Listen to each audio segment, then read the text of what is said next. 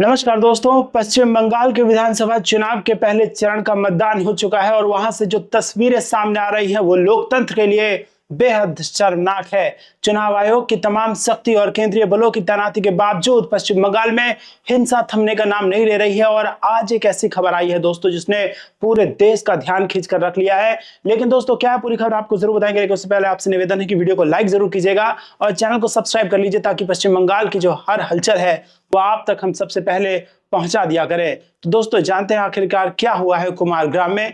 आपको बता दें कि पश्चिम बंगाल के विधानसभा चुनाव में दक्षिण दिनाजपुर जिला, जी हाँ दोस्तों, दक्षिण दिनाजपुर जिले की कुमारग्राम विधानसभा सीट से जो भाजपा के उम्मीदवार हैं जिनका नाम है शुवेंदु सरकार, उन पर तृणमूल कांग्रेस के समर्थकों ने जानलेवा हमला कर दिया है। और ये कोई मामूली धक्का मुक्की नहीं थी दोस्तों, बल्कि उन्हें दौड़ा दौड़ा कर यहाँ पर पीटा गया है। यह घटना कुमारगंज के बूथ नंबर 12 और फिर बूथ नंबर 24 के पास की आई है। जानकारी जो मिली है हमें उसके अनुसार शुवेंदु सरकार अपने इलाके में मतदान का जायजा लेने वो निकले थे और वहां उनको ये सूचना मिली थी कि बूथ से उनके जो पोलिंग एजेंट्स हैं उनको बाहर निकाल दिया गया है। और खुद शुवेंदु के बाद उन्होंने ये बताया है कि कुमारगंज विधानसभा क्षेत्र में हमारे पोलिंग एजेंटों को 8 से 10 जगहों से बाहर निकाल दिया गया था, लेकिन वो खुद वहां गए और उन्हें वापस बूथ पर लेकर के आए। और ये एक उम्मीदवार का बहुत ही साहसिक कदम माना गया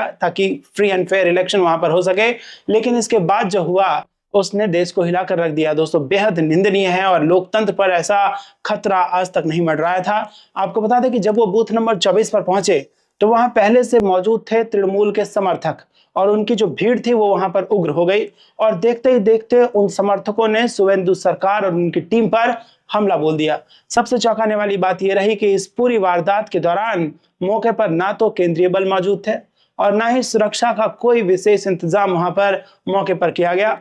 शुवेंदु सरकार के साथ सिर्फ उनका निजी बॉडीगार्ड ही शामिल था और बॉडीगार्ड ने उन्हें बचाने के लिए अपनी पूरी जी जान लगा दी, लेकिन हमलावरों की संख्या इतनी ज्यादा थी कि उन्होंने बीजेपी उम्मीदवार को यहां पर दौड़ा दौड़ा कर पीटा।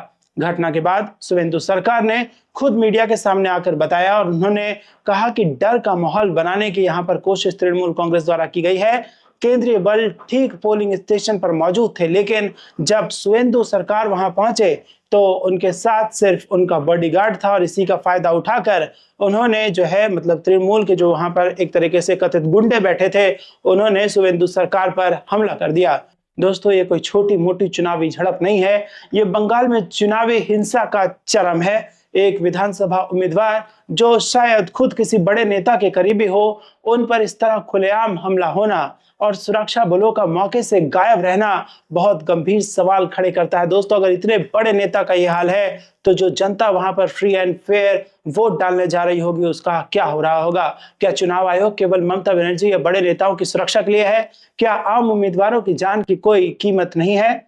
बीजेपी ने इस घटना को लेकर तुरंत चुनाव आयोग का दरवाजा खटखटा दिया है और इसे जो है वो टीएमसी के गुंडाराज का नाम दे दिया है। जी हाँ दोस्तों, तृणमूल कांग्रेस के गुंडाराज का नाम इसको दिया है और पार्टी का कहना है कि तृणमूल कांग्रेस हार का डर देखकर इस तरह की जो हिंसा है उस पर उतर आई है, क्योंकि वो जानती है इस बात को कि फ्री एंड फेयर वोटिंग अगर हो गया तो उसमें तृणमूल कांग्रेस की जो हार है, जो उसका सुपड़ा साफ है, वो होना तय है। वहीं दूसरी तरफ तृणमूल कांग्रेस की ओर से अभी तक कोई आधिकारिक प्रतिक्रिया इसको लेकर के नहीं आई है, लेकिन अनुमान लगाया जा रहा है कि पार्टी इस मामले में अपना पल्ला झाड़ते हुए नजर आएगी और इसको बीजेपी का ड्रामा करार दे सकती है।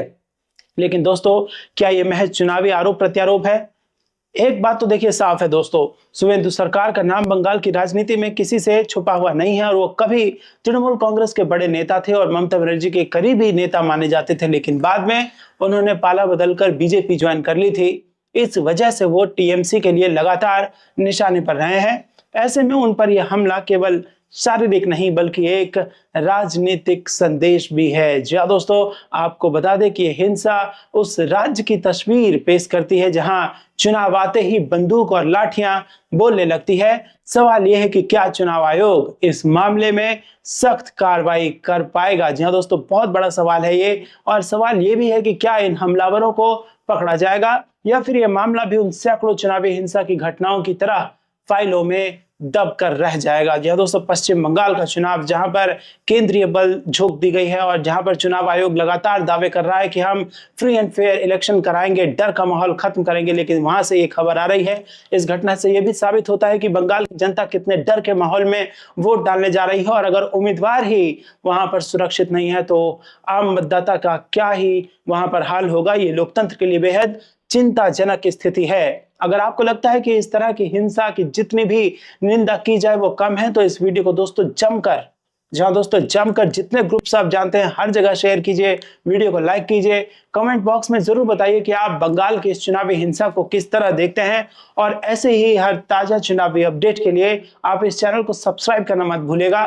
तो दोस्तों आप चैनल को सब्सक्राइब कीजिए, बेल आइकन दबाइए और ज्यादा वीडियो शेयर कीजिए। मिलते हैं अगली खबर के साथ, तब तक जय हिंद जय भारत।